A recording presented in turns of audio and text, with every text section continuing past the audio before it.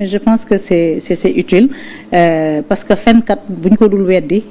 bu yàggee askan bi gëm ay fenam. Cheikh Bara Ndiaye a repris son exercice favori et je pense que moi je fais partie de ces cibles. Xam naa nag il a besoin de prononcer mon nom pour être entendu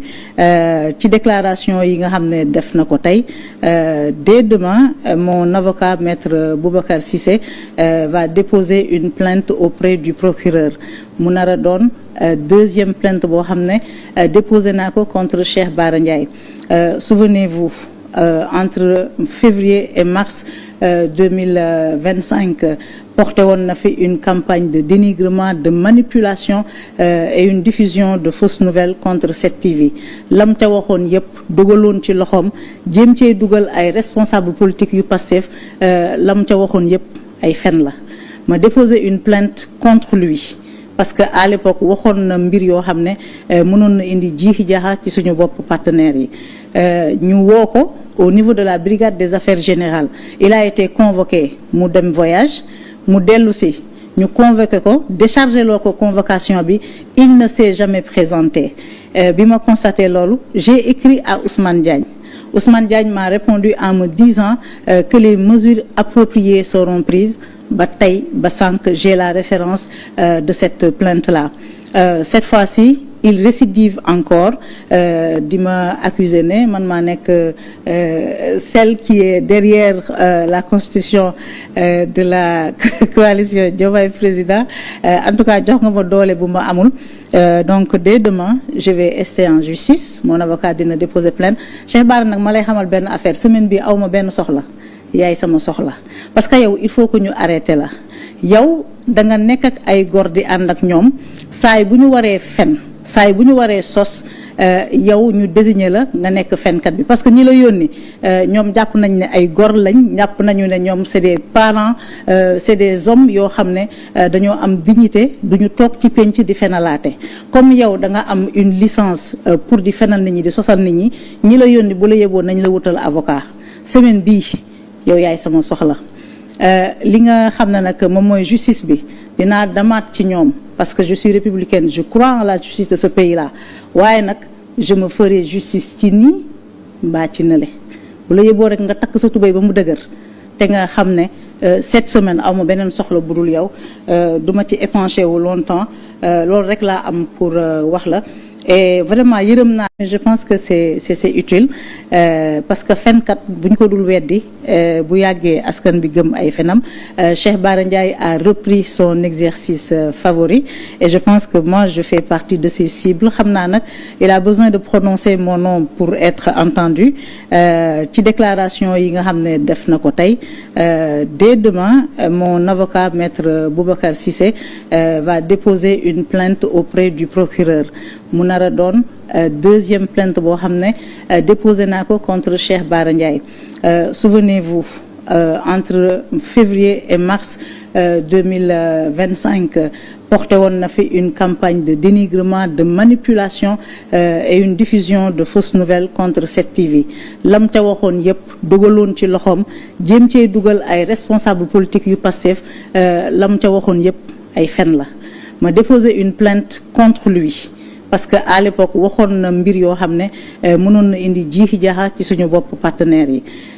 ñu woo ko au niveau de la brigade des affaires générales. Il a été convoqué mu dem voyage mu dellu si ñu convoqué ko déchargé loo ko convocation bi il ne s'est jamais présenté. Bi ma constaté loolu j'ai écrit à Ousmane Diagne. Ousmane Diagne m'a répondu en me disant que les mesures appropriées seront prises. Ba tey ba sànq j'ai la référence de cette plainte-là. Cette fois-ci il récidive encore di ma accuser ne man maa nekk celle qui est derrière la constitution de la coalition Diomaye Président. En tout cas jox nga ma doole bu ma amul. Donc dès demain je vais rester en justice. Mon avocat dina déposer plainte. Cheikh Bara nag ma lay xamal benn affaire semaine bi aw ma benn soxla. Yaay sama soxla parce que yow il faut que ñu arrêté la yow da nga nekk ak ay góor di ànd ak ñoom saay bu ñu waree fen saay bu ñu waree sos yow ñu désigner la nga nekk fenkat bi parce que ñi la yónni ñoom jàpp nañ ne ay gor lañ jàpp nañu ne ñoom c'est des parents c'est des hommes yoo xam ne dañoo am dignité duñu toog ci penc di fenalaate comme yow da nga am une licence pour di fenal nit ñi di sosal nit ñi ñi la yónni bu la yeboo nañ la wutal avocat semaine bii yow yaay sama soxla li nga xam ne nag moom mooy justice bi dinaa demaat ci ñoom parce que je suis républicaine je crois en la justice de ce pays-là waaye nag je me ferai justice ci nii mbaa ci nële bu la yeboo rek nga takk sa tubéy ba mu dëgër te nga xam ne cette semaine aw ma beneen soxla bu dul yow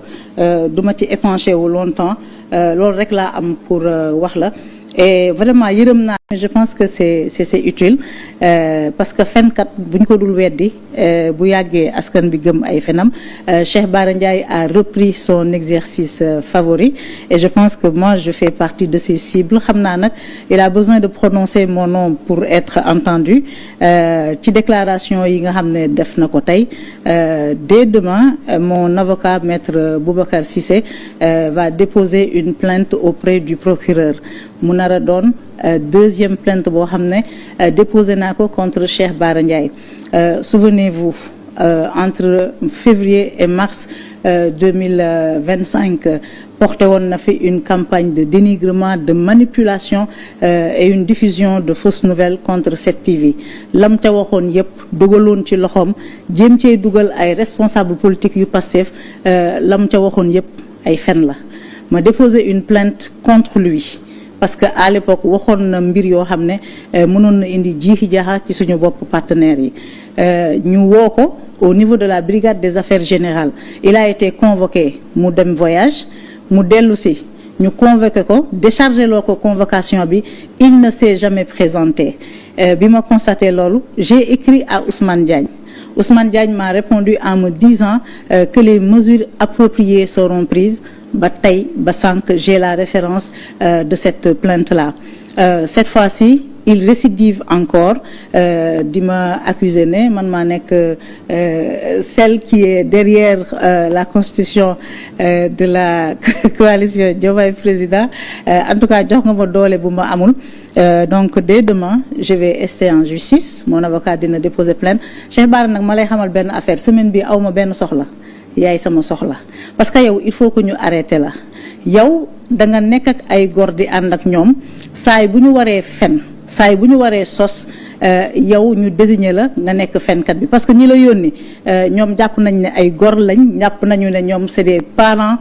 c'est des hommes yoo xam ne dañoo am dignité duñu toog ci penc di fenalaate comme yow da nga am une licence pour di fenal nit ñi di sosal nit ñi ñi la yónni bu la yeboo nañ la wutal avocat semaine bii yow yaay sama soxla li nga xam ne nag moom mooy justice bi dinaa demaat ci ñoom parce que je suis républicaine je crois en la justice de ce pays-là waaye nag je me ferai justice ci nii mbaa ci nële bu la yeboo rek nga takk sa tubéy ba mu dëgër te nga xam ne cette semaine aw ma beneen soxla bu dul yow